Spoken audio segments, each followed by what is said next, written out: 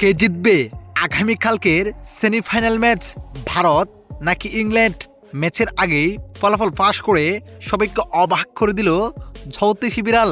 দর্শক, আগামীকালকের ম্যাচটি কে জিততে যাচ্ছে জানুন বিস্তারিত।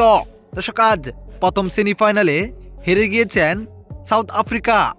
নিউজিল্যান্ডের কাছে পাত্তাই পায় নাই তারা। এতে সাউথ আফ্রিকাকে হারিয়ে সবার আগে বিশ্বকাপের ফাইনালে পৌঁছে যায় নিউজিল্যান্ড। তাই তো নিউজিল্যান্ডের সঙ্গী হিসেবে ভারত বা ইংল্যান্ড যে কোনো দুই দল থেকে এক দল হতে পারে। তাই তো আগামীকালকে দ্বিতীয় সেমিফাইনালে মাঠে নামবে ভারত ও ইংল্যান্ড, যেখানে ম্যাচের আগেই ফলাফল ফাঁস করে দিয়েছে জ্যোতিষী বিড়াল।